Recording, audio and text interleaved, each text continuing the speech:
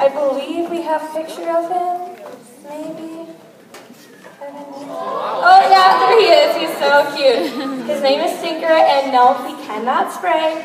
He's descented. He's almost 2.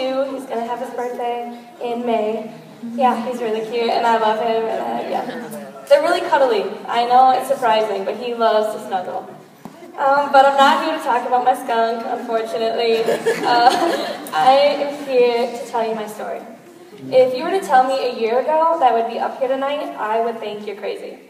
I found out who God was at a pretty young age, but my relationship with Him was anything but perfect for most of my life.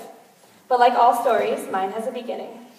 So I grew up in a Christian, with a Christian mom, but an atheist father. As a small child, my mom would take us to church on Sundays, but the name Jesus was rarely said at home.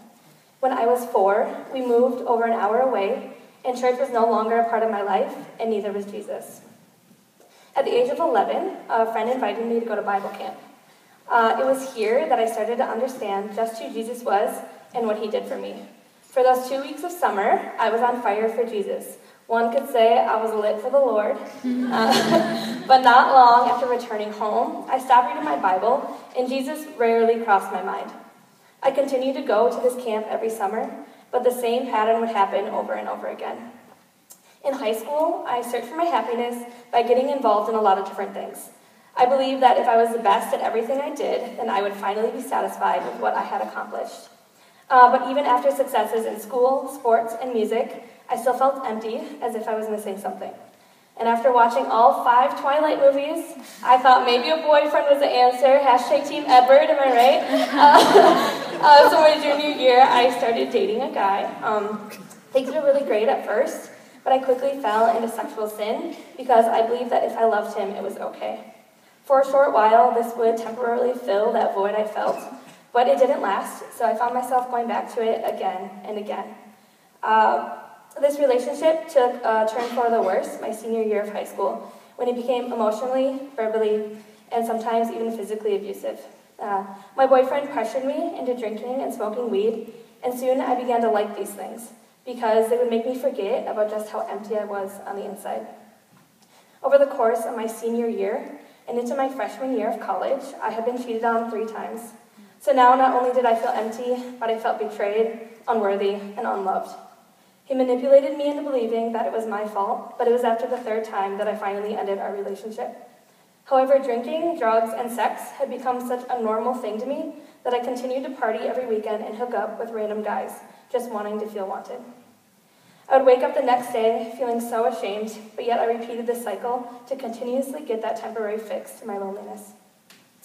My sophomore year, I was invited to crew by a coworker, and for a split second, I remembered Bible camp and how happy I was there.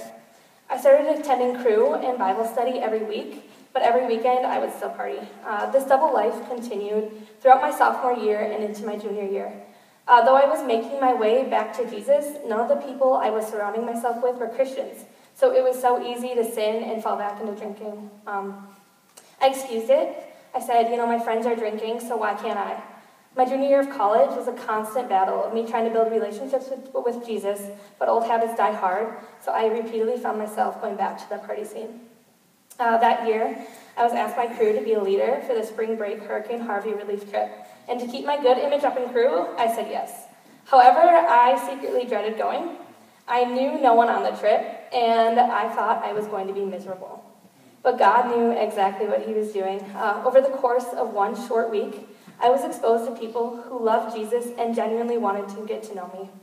They showed me God's love, and it was in this week that I reconnected with the Lord on a deeper level than ever before. His love surrounded me, and I no longer felt that need to go fall into sin and to fill that void inside, because Jesus was now filling it. I felt that fire that my 11-year-old self felt at camp. Only this time, I continued to fuel it by surrounding myself with people who showed me God's love every day.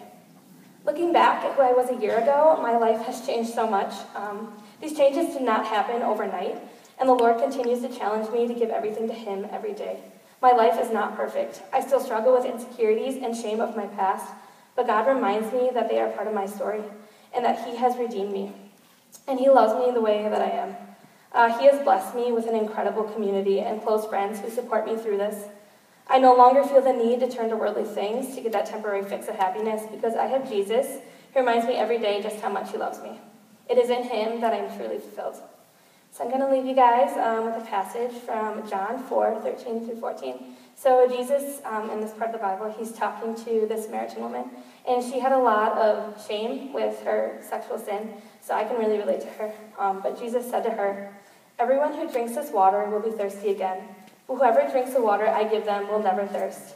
Indeed, the water I give them will become in them a spring of water welling up to eternal life." If anything from my story resonated with you, or if you just want to be friends, I'm totally down. But you guys can talk to me after crew. That'd be great. Thanks.